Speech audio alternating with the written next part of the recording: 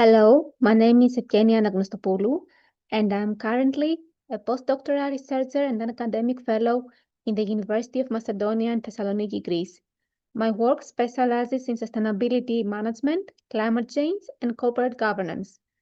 My research and teaching focus on connecting theory with practice, covering sustainable development strategies, ESG policies, environmental footprint and accounting, and the design of resilient business models. In this study, I'm going to present findings regarding the relationship between anti-corruption policy strength, SDG 16, corruption controversies, focusing on the fossil fuel energy sector, oil, gas, and coal industries. Aloy will continue this presentation for me. Please feel free to contact me for any questions, comments, or clarifications. Thank you.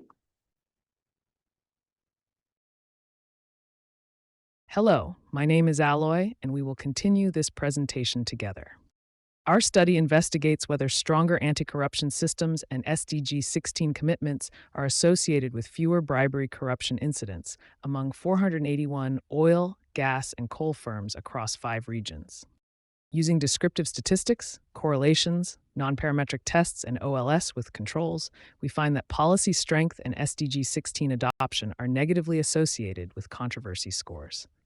In contrast, factors such as size, profitability, and leverage do not influence risk.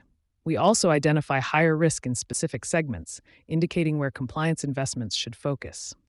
Overall, institutional alignment and controls are crucial, though we caution that our cross-sectional design limits causal conclusions, which we aim to address in future research. Corruption risk is high in extractive and energy markets due to complex contracting and state interactions. While SDG 16 aims for peace, justice, and strong institutions, there is limited knowledge on the alignment of firm-level systems with actual outcomes. This study aims to determine whether stronger anti-corruption policies and the adoption of SDG 16 lead to lower exposure to bribery and corruption. We also explore variations across the value chain and regions as risks and controls differ. The focus is on providing clear measures and practical evidence to guide compliance investments and minimize controversy risk. We categorize firms into 5 distinct segments along the energy value chain. The upstream segment encompasses exploration and production activities, ranging from seismic surveys and licensing to drilling and field operations. The midstream segment focuses on storage and transportation, which includes pipelines, terminals, and logistics for liquefied natural gas. Downstream involves refining, petrochemical production, and fuel marketing. The cross-stream segment integrates both oil and gas companies with the equipment and service providers that support them. Lastly, coal and consumable fuels cover coal extraction, processing, and trading. This segmentation reflects unique operating models as well as varying governance and corruption risk profiles. Our dataset includes 481 listed firms in the oil, gas, and coal sectors across 5 regions. We measure bribery, corruption, fraud controversies on a standardized scale, with higher scores indicating greater exposure. Key predictors include a policy bribery and corruption strength index, higher values indicate stronger controls, and a binary indicator for SDG 16 adoption. We control for firm size, profitability, and leverage. The analysis has 3 steps. 1. Descriptive statistics and bivariate correlations to assess relationships. 2. Kruskal-Wallis tests to examine heterogeneity by segment and region. 3. OLS regressions to predict controversies using the policy index and SDG 16, including segment or region dummies with controls. The analysis is cross-sectional, interpreting effects as associations rather than causation, highlighting the most substantial risk and governance relationships. On this heat map, interpret red as positive and blue as negative.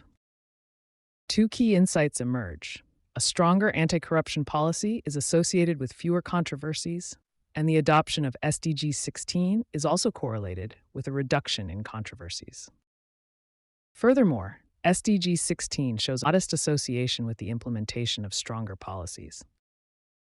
The size of the firms relates to return on assets and leverage. However, these factors do not account for controversy risk in this context. Controversy exposure varies across the value chain, with midstream experiencing the highest level, followed by coal and downstream, while cross-stream shows the least exposure. In terms of policy strength, coal and downstream rank highest, whereas midstream ranks the lowest. Adoption of S16 is more prevalent in downstream and cross-stream compared to coal, which has the lowest adoption rate. Regionally, the Asia-Pacific region exhibits the highest levels of controversy, while Europe and Latin America rank the lowest. The adoption of SDG-16 is notably stronger in Latin America and Europe, with North America showing the weakest implementation. Although the strength of policies appears consistent across regions, the variations cannot be attributed solely to policy scores. It's important to note that the Middle East and Africa have larger firms with higher return on assets, while Latin America demonstrates a higher debt-to-equity ratio. Across both models, the findings show that firms with robust anti-corruption policies and a commitment to SDG-16 face fewer bribery and fraud controversies. This relationship holds even when accounting for firm characteristics, emphasizing the importance of governance over size or profitability. Data indicates a higher risk of controversy in downstream and coal sectors, suggesting these areas should prioritize compliance investments. Using regional controls instead of segment controls doesn't change this conclusion, reinforcing that geography isn't the key factor. Well-designed anti-corruption policies aligned with SDG-16 are linked to a lower risk of controversy, particularly in higher-risk segments. Based on our study, companies with strong anti-corruption systems, such as clear accountability, thorough due diligence, and ongoing training, face fewer controversies.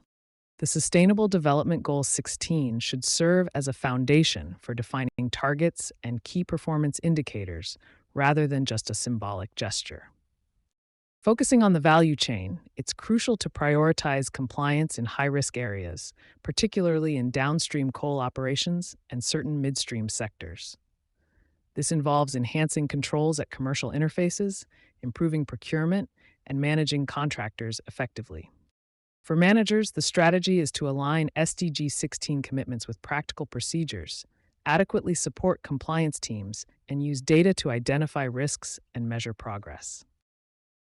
Researchers and policymakers should align institutions with robust internal controls, focusing on mechanisms such as due diligence and supplier screening to mitigate risks over time effectively.